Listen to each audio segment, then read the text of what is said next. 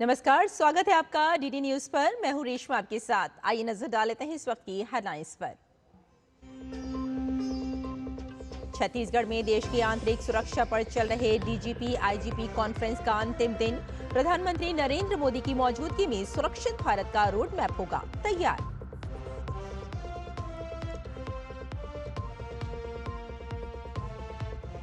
हर महीने के आखिरी रविवार की तरह आज भी प्रधानमंत्री करेंगे मन की बात। आकाशवाणी, दूरदर्शन समेत तमाम डिजिटल प्लेटफॉर्म पर सुबह 11 बजे से होगा प्रसारण।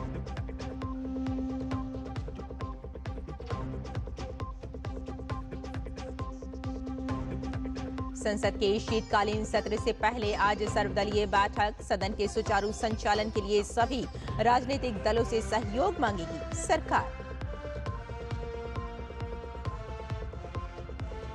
दिल्ली में नगर निगम के 12 वार्ड में उपचुनाव आज। 580 पोलिंग बूथ पर सुबह 7:30 बजे से होगी वोटिंग। बीजेपी और आम आदमी पार्टी में सीधा मुकाबला। आज शाम तक चक्रवाती तूफान दितवा के तमिलनाडु, पुडुचेरी, आंध्र प्रदेश तट की ओर बढ़ने का खतरा। हजारों राहत कैंप सक्रिय, लोगों को घर में रहने की सलाह। आज चरम पर होगा क्रिकेट और हॉकी का खुमार। भारत दक्षिण अफ्रीका के बीच शुरू होगा वनडे सीरीज। हॉकी में अजलान शाह टूर्नामेंट के खिताब के लिए होगी भारत बेल्जियम की भिड़ंत।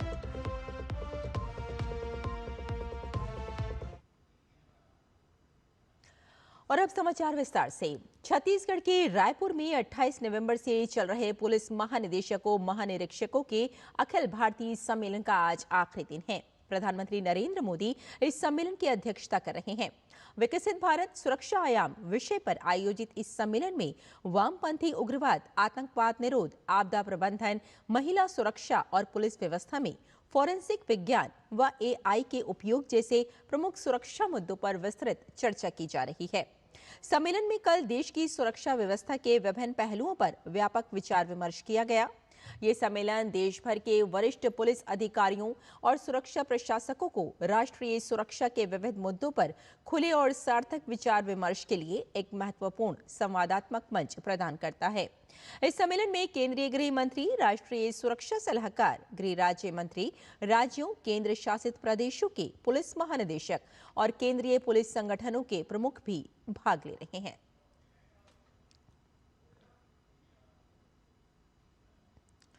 प्रधानमंत्री नरेंद्र मोदी आज सुबह 11 बजे आकाशवाणी पर मन की बात कार्यक्रम में अपने विचार साझा करेंगे। ये इस मासिक रेडियो कार्यक्रम की 128वीं कड़ी होगी।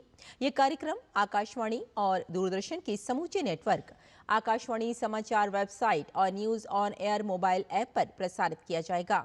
इसका सीधा प्रसारण आकाशवाणी समाचार, डीडी न्यूज, प्रधानमंत्री कार्यालय और सूचना व प्रसारण मंत्रालय के यूट्यूब चैनलों पर भी किया जाएगा। आकाशवाणी हिंदी प्रसारण के तुरंत बाद क्षेत्रीय भाषाओं में भी इस कार्यक्रम का प्रसारण करेगा।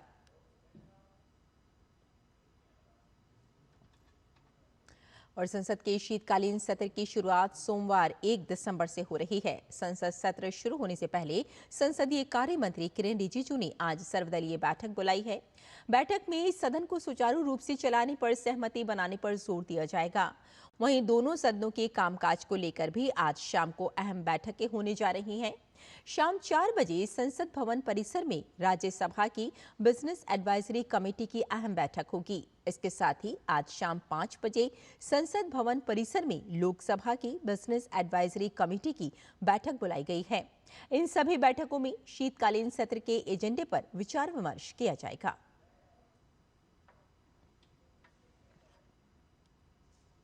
संसद के शीतकालीन सत्र के कल से शुरू होने से पहले राज्यसभा ने सांसदों के आचरण पर नया बुलेटिन जारी किया है। इसमें किसी भी वस्तु जैसे पोस्टर, प्ले कार्ड आदि के प्रदर्शन पर रोक लगाई गई है। सांसदों को भाषण के अंत में थैंक्स, जय हिंद, वंदे मातरम जैसे शब्दों से परहेज की सलाह दी गई है। किसी मंत्री या सदस्य की आलोचना करने पर जवाब सुनने के लिए सदन में उपस्थित रहना अनिवार्य होगा। सदन में सबूत दिखाने और चेयर के फैसलों की आलोचना पर भी प्रतिबंध है। ये निर्देश संसदीय परंपराओं पर आधारित हैं। बीजेपी ने इस कदम को सही बताया, जबकि विपक्ष ने विरोध जताया। इस सत्र में पहली बार उपराष्ट्रपति सीपी राधाकृष्णन उच्च सदन की अध्यक्षता करेंगे। और पश्चिम बंगाल की खाड़ी पर बने चक्रवाती तूफान दितवा का खतरा दक्षिण भारत पर मंडरा रहा है। आज इसके उत्तरी तमिलनाडु पुडुचेरी तट के समानांतर लगभग उत्तर की ओर बढ़ने की संभावना है और तमिलनाडु पुडुचेरी तट से न्यूनतम 50 किलोमीटर और 25 किलोमीटर की दूरी पर दक्षिण पश्चिम बंगाल की खाड़ी पर केंद्रित रहेगा। कुड्डालोर और नागापट्टिनम में रेड अलर्ट जारी किया गया है। चेन्नई और कांचीपुरम सहित 12 तटीय जिलों में मध्यम बारिश और राज्य के अन्य जिलों में हल्की से मध्यम बारिश का अनुमान है। इस बीच आज तटीय आंध्र प्रदेश, यानम और रायलसीमा के अधिकांश स्थानों पर हल्की से मध्यम बारिश, कुछ स्थानों पर तेज से बहुत तेज और कुछ स्थानों पर अत्यधिक तेज बारिश होगी। अधिकारी तटरक्षक बल और राज्य और केंद्र शासित प्रदेश के अधिकारियों के साथ लगातार संपर्क में हैं। केंद्रीय गृह सचिव ने तमिलनाडु, पुदुचेरी, तेलंगाना और आंध्र प्रदेश के मुख्य सचिवों के साथ तैयारियों की समीक्षा की और उन्हें उच्च सतर्कता और समन्वय बनाए रखने का निर्देश दिया। श्रीलंका में चक्रवात दितवा ने काफी तबाही मचाई है। भारत की ओर से श्रीलंका की मदद के लिए ऑपरेशन सागर बंधु चलाया जा रहा है। भारत की नौसेना श्रीलंका की टीमों के साथ मिलकर संयुक्त रूप से बचाव कार्य कर रही है। हेलीकॉप्टर की मदद से रेस्क्यू ऑपरेशन जारी है। श्रीलंका में बाढ़ में दूर दराज के इलाके काफी प्रभावित हुए हैं। एनडीआरएफ की टीमें वहां जाकर लोगों को रेस्क्यू कर रही हैं और राहत सामग्री दे रही हैं। इस ऑपरेशन के तहत भारत की ओर से लगभग 27 टन से अधिक राहत सामग्री पहुंचाई जा चुकी है। ऑपरेशन सागर बंधु के तहत राहत सामग्री की पहली खेप आईएनएस विक्रांत और युद्धपोत आईएनएस उदयगिरी के जरिए श्रीलंका भेजी गई थी। श्रीलंका के आपदा प्रबंधन केंद्र ने बताया कि सभी 25 जिलों में 7,74,000 से ज्यादा लोग प्रभावित हुए हैं, जबकि 1 लाख से अधिक लोग 798 राहत केंद्रों में शरण लिए हुए हैं।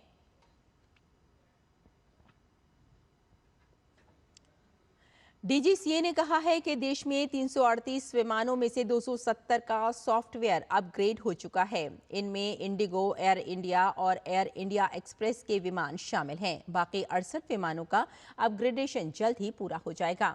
निदेशालय की ओर से अनिवार्य सुरक्षा मानक पूरा होने तक एयरबस A320 के उड़ानों को तत्काल रोकने के आदेश के बाद सॉफ्टवेयर अपग्रेड किया जा चुका है। ये व्यापक प्रक्रिया एयरबस A318, A319, A320 और A321 बेड़े में चल रही है और ऑपरेटर्स को निर्धारित जांच और सुधार पूरा होने तक विमानों को उड़ान भरने से रोकना आवश्यक है। एक अधिसूचना में डीजीसीए ने ऑपरेटर्स को अपने अनुपालन रिकॉर्ड को उसके अनुसार ही अपडेट रखने का निर्देश दिया है। इसमें कहा गया है कि आवश्यक सुरक्षा मानकों को पूरा किए बिना किसी भी विमान को सेवा में जारी नहीं रखना चाहिए। दिल्ली नगर निगम के 12 वार्डों के उपचुनाव के लिए आज मतदान होगा। मतदान सुबह 7:30 बजे से शुरू होगा और शाम 5:30 बजे तक जारी रहेगा। जिन वार्डों में उपचुनाव हो रहे हैं उनमें मुंडका, शालीमार बाग बी, अशोक विहार, चांदनी चौक, चांदनी महल, द्वारका बी, डिचाऊ कला, नारायणा, संगम विहार ए, दक्षिणपुरी SC, ग्रेटर कैलाश और विनोद नगर शामिल हैं। ये वार्ड मुंडका, वजीरपुर, मटियाला, नजफगढ़, राजेंद्र नगर, देवली और पटपड़गंज विधानसभा क्षेत्रों में आते हैं।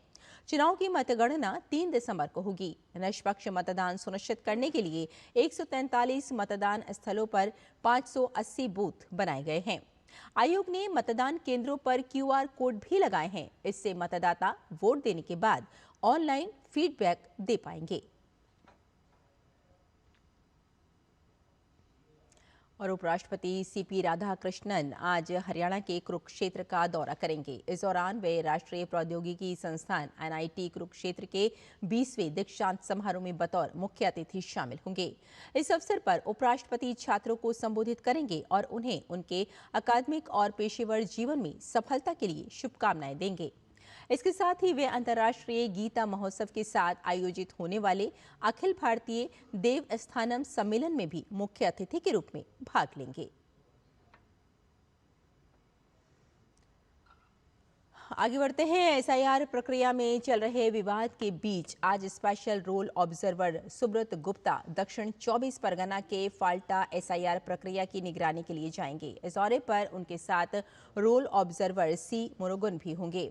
फाल्टा पहुंचकर वे प्रशासनिक अधिकारियों के साथ साथ राजनीतिक दलों के साथ भी बात करेंगे। जरूरत पड़ने पर वे घर घर जाकर आम मतदाताओं से भी बात कर सकते हैं।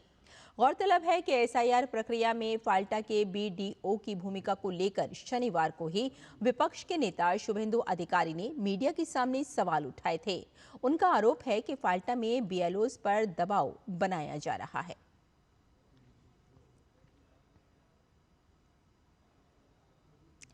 बांग्लादेश से आए शरणार्थियों को केंद्र सरकार ने सीएए के तहत भारतीय नागरिकता प्रदान की है। गृह मंत्रालय ने सिटीजनशिप एक्ट के तहत इन शरणार्थियों को भारत की नागरिकता दी है। इस सीएए की वजह से पूरे देश में विपक्षी दलों ने हंगामा खड़ा करने की कोशिश की थी, लेकिन प्रधानमंत्री नरेंद्र मोदी और गृह मंत्री अमित शाह के सतत प्रयत्नों से नागरिकता प्रमाण पत्र आखिरकार उन लोगों के हाथों में पहुंचा है जो वर्षों से भारत में बिना नागरिकता के थे। उन्हें ये नागरिकता उनको न्याय के रूप में मिली है। बांग्लादेश से आए शरणार्थियों की दशकों से मांग थी कि उनकी रक्षा की जाए और भारत की नागरिकता प्रदान की जाए, लेकिन कई कानूनी पेंच और तृणमूल कांग्रेस और वामपंथी दलों के विरोध की वजह से शरणार्थियों को भारत में विदेशी की तरह रहने के लिए मजबूर होना पड़ा। सीएए कानून पास होने के बाद इनकी नागरिकता प्राप्त करने की अड़चन दूर हो गई और इन्हें नागरिकता मिलने की संभावना प्रगाढ़ हुई। इन सभी को कई दशकों की लड़ाई और राजनीतिक विश्वासघातों के बाद इस देश में रहने का अधिकार प्राप्त हो गया है। लंबे समय से केंद्र में सत्ताधारी दल भारतीय जनता पार्टी इन शरणार्थियों के लिए न्याय की मांग करती रही है। अब आखिरकार प्रधानमंत्री नरेंद्र मोदी के नेतृत्व में इन सभी शरणार्थियों को सीएए के तहत नागरिकता मिल गई है।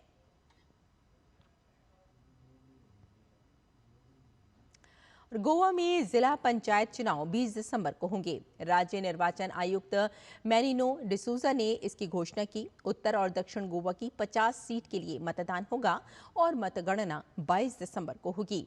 इस घोषणा के साथ ही सभी जिला परिषद क्षेत्रों में आदर्श आचार संहिता लागू हो गई है।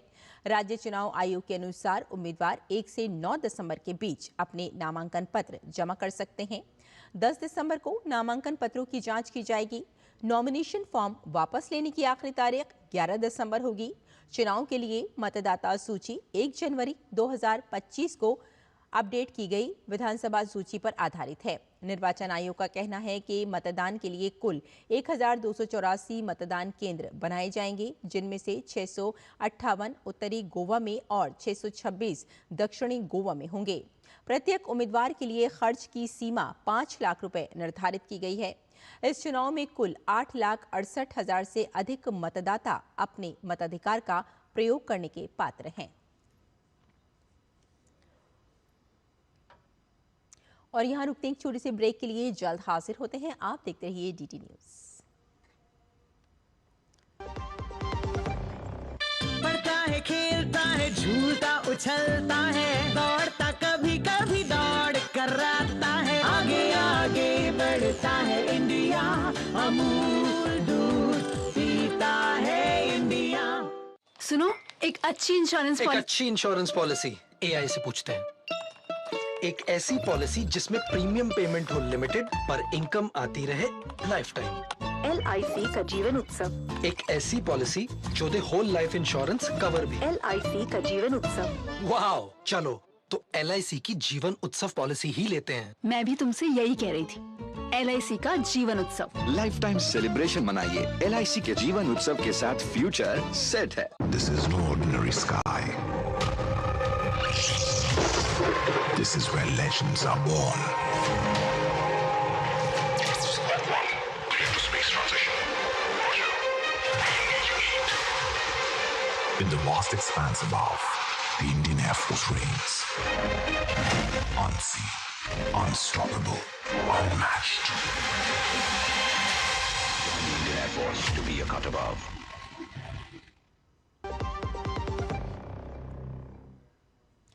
ब्रेक के बाद एक बार फिर आपका स्वागत है। आइए बुलेटिन में आगे बढ़ते हैं, कुछ और खबरें देखते हैं। धार्मिक नगरी वाराणसी काशी तमिल संगमम के चौथे संस्करण की मेजबानी के लिए पूरी तरह तैयार है। छात्रों का पहला समूह तमिलनाडु से काशी के लिए रवाना हुआ। ये दल दोनों क्षेत्रों के सांस्कृतिक सेतु को सुदृढ़ करने की दिशा में एक महत्वपूर्ण कदम है।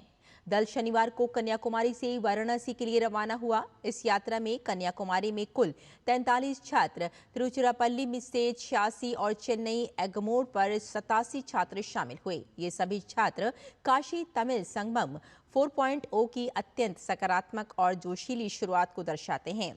इस दल में विभिन्न शैक्षणिक संस्थानों के छात्र शामिल हैं, जो वाराणसी में होने वाली सांस्कृतिक, शैक्षिक और अनुभवनात्मक गतिविधियों में भाग लेकर दोनों क्षेत्रों के बीच प्राचीन सभ्यतागत एवं सांस्कृतिक संबंधों को पुनः सशक्त करेंगे। काशी और तमिलनाडु के ऐतिहासिक संबंधों के भव्य उत्सव की शुरुआत 2 दिसंबर से होगी। काशी तमिल संगमम देश की विविधता में निहित एकता की उस विरासत को पुनर्पुष्ट करता है जो भाषा, साहित्य, संगीत, स्थापत्य, भक्ति परंपरा एवं दर्शन को एक सांस्कृतिक धारा में प्रभावित करती है। काशी तमिल संगमम के चौथे संस्करण की मेजबानी संयुक्त रूप से काशी हिंदू विश्वविद्यालय और IIT BHU कर रहे हैं। काशी हिंदू विश्वविद्यालय के कुलपति ने इस बारे में बात करते हुए DD न्यूज को बताया कि इस बार का ये आयोजन शिक्षकों और छात्रों के लिए बेहद खास है। हम लोग 50 से ऐसे शिक्षक जो तमिलनाडु में हैं और जो आके यहाँ पे स्कूलों में तमिल सिखा सकते हैं, उनका चयन करके काशी लाया जा रहा है और वो यहाँ पे लगभग 2 हफ्ते रह के और स्कूलों में जाएंगे और बच्चों के साथ जुड़ेंगे, स्कूली बच्चों के साथ जुड़ेंगे। तो इसका जो थीम है, चलो तमिल सीखें, तो कारपॉम तमिल, तो उसकी थीम के तहत ये एक नई चीज़ है। दूसरी नई चीज़ ये है कि अगस्त कार एक्सपीडिशन हो रहा है इस बार। इसमें कई गाड़ियाँ तेनकाशी से प्रारंभ होंगी, तेनकाशी तमिलनाडु में है, और कई राज्यों से होते हुए वाराणसी आएंगी और जहाँ जहाँ जाएंगी कारें, वहाँ भी हर जगह पे ये जो KTS है, काशी तमिल संगमम, उसकी बात होगी, लोग जुड़ेंगे उनके साथ। ये भी एक नई चीज़ है। इसका नाम अगस्त ऋषि पर रखा गया है, अगस्त कार एक्सपीडिशन। तीसरी नई चीज़ है कि काशी से 300 बच्चों का चुनाव किया जा रहा है। वो बच्चे जाएंगे तमिलनाडु और तमिलनाडु में लगभग 2 हफ्ते रहेंगे और वहाँ की जो संस्कृति है उसको अनुभव करेंगे। वहीं IIT BHU के निदेशक प्रोफेसर अमित पात्रा ने कहा कि काशी तमिल संगमम में जो लोग आएंगे उन्हें कई तकनीकों से अवगत करवाया जाएगा। किसानों को नई कृषि तकनीक और यंत्रों के बारे में जानकारी दी जाएगी। कई तमिल शिक्षक हैं जो लोगों की सांस्कृतिक जानकारी के साथ ही टेक्नोलॉजी की भी जानकारी देंगे। उन्होंने कहा कि लोग अब नौकरी नहीं, स्टार्टअप शुरू करें। IIT BHU लोगों की हर संभव मदद करेगा। हम थोड़ा आगे बढ़ना चाहते हैं क्योंकि IIT का काम ही है टेक्नोलॉजी डेवलपमेंट करना, जो कि स्टार्टअप के माध्यम से ही ज़्यादा हो सकता है। तो इसमें हम जो सीखे हैं हम उसको हम शेयर करेंगे। जो स्टूडेंट्स लोग आएंगे, टीचर्स आएंगे, जो रेलिवेंट इस टेक्नोलॉजी में हमारे साथ बात करना चाहते हैं, हम बातें करेंगे। फिर हमारा जो लेबोरेटरीज़ है, जो टेक्निकल लेबोरेटरी है, जहाँ जो कि बच्चों के लिए यूज़फुल हो सकता है। जैसे कि एग्रीकल्चर का जो टीम आ रहा है, उनका भी एग्रीकल्चर में आज बहुत सारी AI, ड्रोन, ये सब चीज़ आ गए हैं, जिस पर IIT बहुत रिसर्च भी कर रहा है, प्रोजेक्ट भी कर रहा है। तो हम उनको बताएंगे हम क्या क्या कर रहे हैं, तो इसी के माध्यम से कैसे खेती को आगे बढ़ाया जा सकता है। एक भारत श्रेष्ठ भारत की भावना पर आधारित काशी तमिल संगमम में इस बार क्या खास है, इस बारे में उच्च शिक्षा विभाग के सचिव विनीत जोशी से बातचीत की हमारे संवाददाता निशांत सौरभ ने। देश के 2 सबसे प्राचीन शिक्षण केंद्रों काशी और तमिलनाडु के बीच सदियों पुराने संबंधों को पुनर्जीवित करने और इसकी जड़ों को मजबूत करने के मकसद से 2022 में काशी तमिल संगमम की शुरुआत हुई। इस साल 2 दिसंबर से काशी तमिल संगमम के चौथे संस्करण का आयोजन होना है। इस पर और बातचीत के लिए हमारे साथ मौजूद हैं उच्च शिक्षा सचिव डॉक्टर विनीत जोशी। सर, इस बार जो काशी तमिल संगमम का चौथा संस्करण आयोजित होना है, क्या खास है इसमें? हमने इस बार की थीम को रखा है तमिल कर कलाम, कि तमिल सीखें। तो तमिल सिखाने के लिए जो हमारे काशी और उत्तर भारत के जो बच्चे हैं, उसके लिए विशेष प्रयास किया जा रहा है। इसके में प्रथम चरण में करीब 50 शिक्षक तमिलनाडु से, जिनको हिंदी भी आती होगी वो ऐसे शिक्षकों को तमिलनाडु से काशी लाया जाएगा और वो प्रत्येक शिक्षक करीब 30 बच्चों को बोलचाल की तमिल भाषा सिखाएगा, जिससे कि करीब 1500 बच्चों को एक बोलचाल की भाषा सिखाने का प्रयास होगा शुरू के 15 दिनों में। इसी तरीके से एक दूसरे प्रयास में हमारे बच्चे करीब 300 बच्चे ये काशी और उसके आसपास के जो विद्यालयों से महाविद्यालयों से होंगे, वैसे बच्चों को तमिलनाडु ले जाया जाएगा। वो वहाँ रह करके 16 तारीख से 31 तारीख के दिसंबर के बीच में रह करके वो भी वहाँ पे तमिल सीखने का प्रयास करेंगे। इस बार काशी तमिल संगमम के चौथे संस्करण में कितने डेलीगेट्स शामिल हो रहे हैं और ये किन किन क्षेत्रों से डेलीगेट्स इसमें हैं? छात्र होंगे, शिक्षक होंगे, एंटरप्रेन्योर होंगे, जो स्पिरिचुअल लोग होंगे उस तरीके के लोग होंगे, विमेंस होंगी और उसके अलग अलग एरिया में करीब 7 एरिया हैं, उसमें काम करने वाले लोग होंगे। उसके अलावा देश विदेश से भी जो भी इस प्रोग्राम में आना चाहेंगे, जो कि वहाँ के दो संस्कृतियों के समागम और संगम को देखना चाहेंगे, वैसे लोग आएंगे। हमारी अपेक्षा है कि करीब 10,000 के आसपास लोग वहाँ पे बाहर से आने की। इस बार डेलीगेट्स वाराणसी के अलावा और कहाँ जाएंगे और ये जो पूरा कार्यक्रम है वो कितने दिनों तक चलेगा? पहला ग्रुप या जो प्रत्येक ग्रुप आएगा वो पहले काशी पहुँच करके वो काशी के विभिन्न जगहों को देखेगा, जहाँ पे नमो घाट और काशी विश्वनाथ मंदिर मुख्य हैं। उसके अलावा उनका अगले दिन एक टेक्निकल सेशन होगा BHU में। BHU में रहने के बाद में अगले दिन वो लोग प्रयागराज जाएंगे और प्रयागराज के जो मुख्य जो धरोहर है, संगम है और हनुमान जी का मंदिर है, उसके अलावा और जो वहाँ देखने योग्य स्थान है वहाँ जा कर के वो फिर उस दिन अयोध्या भी जाएंगे। अयोध्या में श्री राम मंदिर को देखेंगे जो अभी ध्वजारोहण रहा है। जो लोग नहीं जा सके हैं वो भी उस ध्वजा को देख करके उससे एक मैसेज ले सकेंगे और उसके बाद अयोध्या से उन लोग वापस काशी आ जाएंगे। तो काशी, प्रयागराज और अयोध्या, ये 3 जगहों पे हर एक ग्रुप जाएगा। तो इस बार काशी तमिल संगमम की थीम है तमिल कर कलाम, जिसका मकसद है देश भर में तमिल सीखने को बढ़ावा देना। कैमरा पर्सन सनी कालरा के साथ निशांत सौरभ, DD न्यूज़, दिल्ली। और भारत और दक्षिण अफ्रीका के बीच 3 मैच की वनडे सीरीज आज से शुरू होने जा रही है। सीरीज का पहला मैच रांची में खेला जाएगा। घरेलू मैदान पर टेस्ट सीरीज में अफ्रीकी टीम से मिली करारी हार के बाद टीम इंडिया वनडे सीरीज में जीत के इरादे से उतरेगी। इस सीरीज में सबकी नजरें भारतीय टीम के सबसे अनुभवी प्लेयर्स रोहित शर्मा और विराट कोहली पर लगी होंगी। टेस्ट सीरीज में दक्षिण अफ्रीका से मिली करारी हार के बाद भारतीय टीम वापसी के इरादे से वनडे सीरीज में उतरने जा रही है। भारतीय टीम ने साउथ अफ्रीका के खिलाफ 0-2 से टेस्ट सीरीज गंवाई है। ऐसे में टीम इंडिया सीमित ओवरों की सीरीज जीतकर साउथ अफ्रीका से हिसाब बराबर करना चाहेगी। दोनों देशों के बीच 3 वनडे मैचों की सीरीज का पहला मुकाबला रविवार को रांची में होने जा रहा है। भारतीय टीम की कमान KL राहुल के हाथों में है, तो वहीं साउथ अफ्रीका की अगुवाई टेम्बा बाउमा करते दिखाई देंगे। इस सीरीज में रोहित शर्मा और विराट कोहली की वापसी भारत के लिए मनोबल बढ़ाने वाली होगी।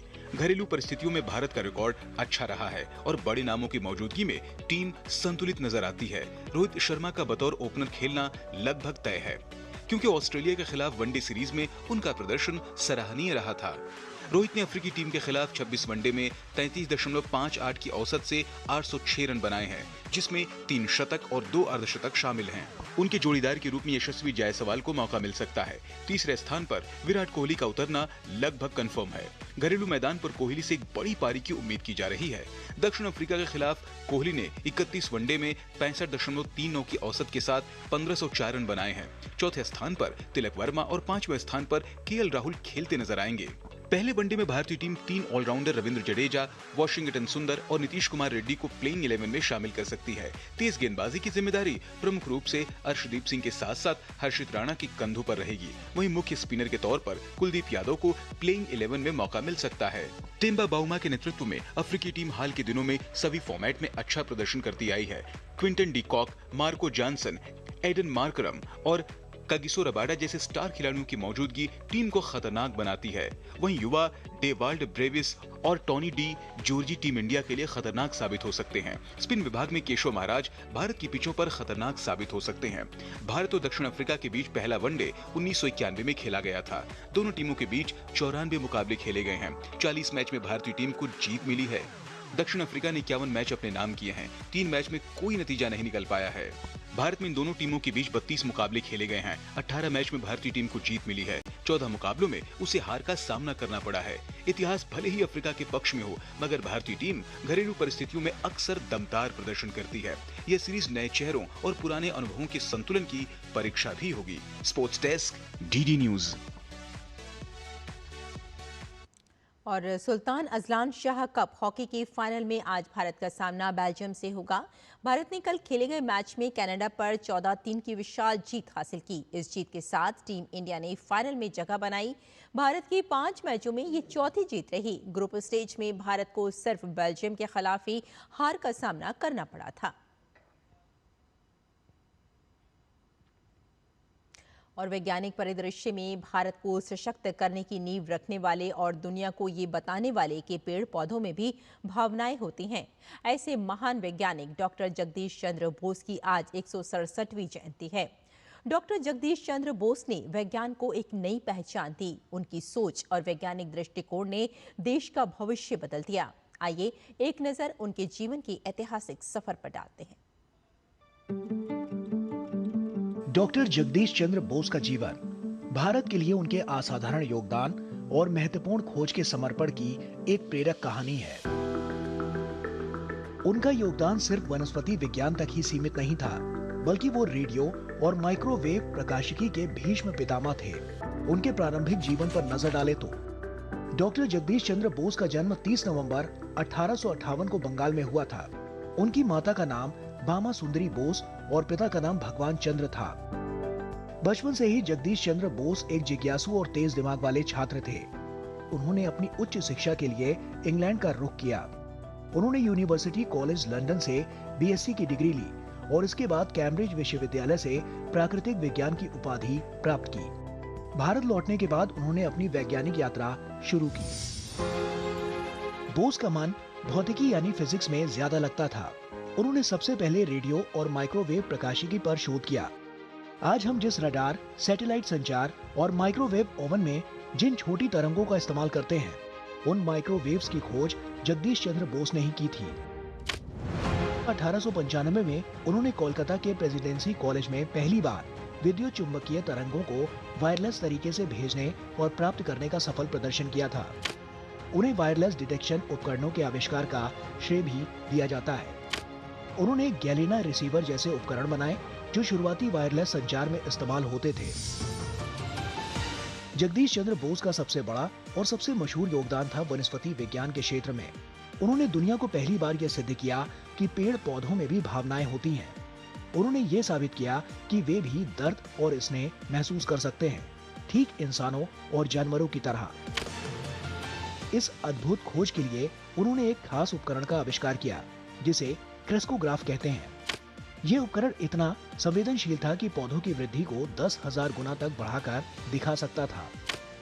उनके इस शोध को उनकी किताब response in the living and non living 1902 में दर्ज किया गया। विज्ञान में उनके अतुलनीय योगदान के सम्मान में उन्हें 1903 में companion of the order of the Indian empire और 1912 में companion of the order of the star of India जैसे बड़े सम्मानों से नवाजा गया। भारत के इस महान वैज्ञानिक का जीवन 23 नवंबर 1937 को बिहार के गिरिडीह में समाप्त हो गया। डॉक्टर जगदीश चंद्र बोस ने दिखा दिया कि जब विज्ञान की लौ देशभक्ति से चलती है तो खोजें सिर्फ प्रयोगशाला नहीं बदलती, पूरे देश का वर्तमान और भविष्य भी बदल देती हैं। उनकी वैज्ञानिक सोच भारत की उस शक्ति का प्रतीक है जो दुनिया को नई दिशा देने वाली साबित हुई है।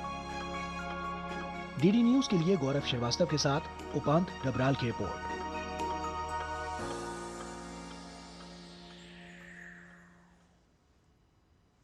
तो इस बुलेटिन में फिलहाल इतना ही, लेकिन डीडी न्यूज पर खबरों का सिलसिला जारी रहेगा। नमस्कार।